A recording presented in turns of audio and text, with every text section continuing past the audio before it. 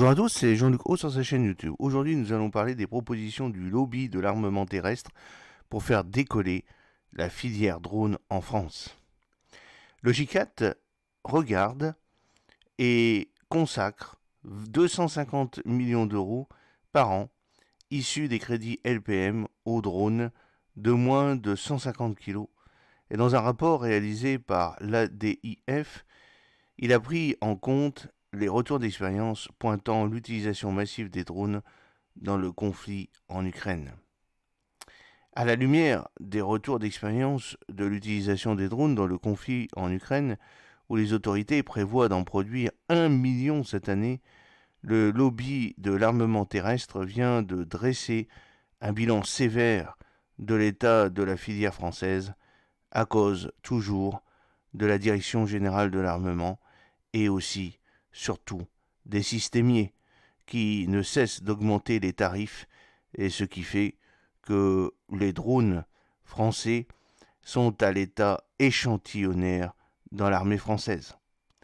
Dans un rapport dévoilé à ses adhérents au cours d'un dîner le 17 avril 2024 sur les drones et les munitions téléopérées, les MTO de moins de 150 kg, le groupement des industries françaises de défense et de sécurité terrestre et aéroterrestre, le J4, brosse le portrait d'un secteur totalement désorganisé et peu mature à cause des errances de la Direction générale de l'armement, de l'Agence Innovation Défense et surtout du centrisme réalisé par les entreprises dits systémiers qui achètent en fait des drones à des PME et les revendent 20 fois plus cher à l'armée française. Il y a certaines initiatives, comme le lancement en 2022 par l'Agence Innovation Défense des programmes MTO, Larinae et Colibri. Ça date du 29 novembre 2022. Mais il s'inquiète du retard pris par la France sur les aspects industriels et capacitaires, notamment vis-à-vis de certains de ses voisins, comme l'Allemagne. Cette situation risque de priver d'une solution souveraine les armées qui dépendraient alors de fournisseurs étrangers.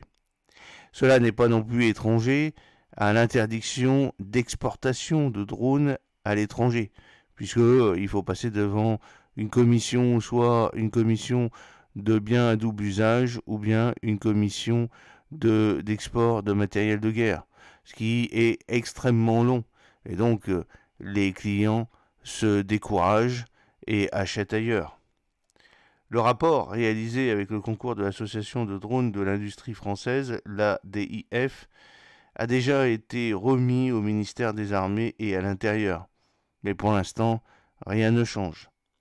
Il sera utilisé peut-être par la Direction générale de l'armement, la DGA en particulier pour l'acquisition de drones tactiques légers.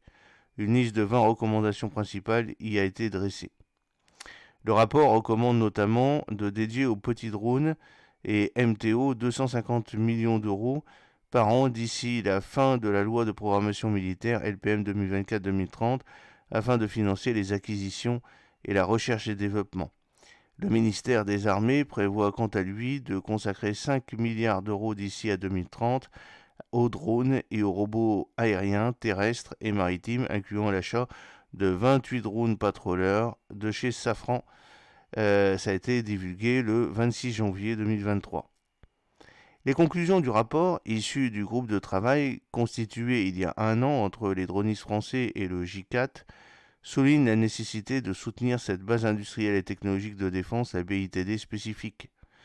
Au sein de cette filière caractérisée par les petits acteurs innovants comme Delair, EOS Technologies et Novadem et des cycles d'innovation rapide, les rapporteurs appellent la DGA à mettre en place des processus d'acquisition plus souples et plus rapides afin qu'à privilégier les achats sur étagère, c'est-à-dire d'achats développés en interne par les industriels. Il y a aussi une carence en pilote. Le J4 insiste également sur la nécessité d'un dialogue regroupant les industriels et le ministère des Armées. Il propose ainsi de mettre en place un pacte drone défense destiné à s'accorder sur une feuille de route stratégique, sur le modèle du Conseil pour la recherche aéronautique civile, la CORAC, et des comités stratégiques de la filière de la Direction générale des entreprises, la DGE.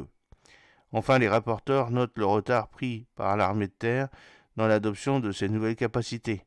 Ils proposent à cette fin de faire appel à des pilotes de drones réservistes pour pallier le déficit de personnel des armées formés au maniement des drones en raison d'un volume d'équipement en service insuffisant et d'un manque d'acculturation des cadres militaires. J'espère que cette petite vidéo vous a plu. N'oubliez pas de cliquer sur le pouce pour la promouvoir, de vous abonner si ce n'est pas encore fait et de partager cette vidéo sur vos réseaux sociaux. A très bientôt, fidèlement, Jean-Luc O.